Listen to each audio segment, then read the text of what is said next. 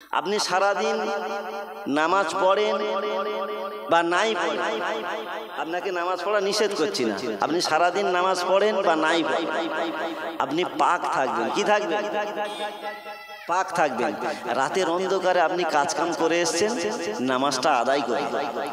রাতে যখন শোবেন, বিছানায় যখন শুতে যাবেন, একটা দোয়া বলে শোবেন, যে দোয়াটা বললে সারাদিনের গোনা আল্লাহ মাফ করে দেয়। জোরে বলে বলবো দোয়াটা, ইনশাল্লাহ আজ থেকে চালু হবে। আস্তাগফিরুল্লাহ আল্লাযী লা ইলাহা ইল্লা হুয়াল হাইয়ুল কাইয়্যুম ওয়া আতুবু ইলাইহি।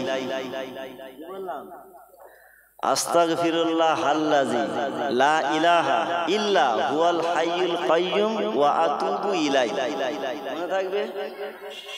যদি আমার এই কথাটা যদি আপনাদের মনে না থাকে, ফোনটা নেবেন, নিয়ে বলবেন যে আস্তাগফিরুল্লাহ বললে ও 2-10টা আস্তাগফিরুল্লাহ আসবে, তার মধ্যে দেখবেন এই আমি যেটা বলেছি এটাও আসবে। এখন তো ফোনের যুগ, বললেই চলে আসবে। যতজন আছেন তাহলে শোনে।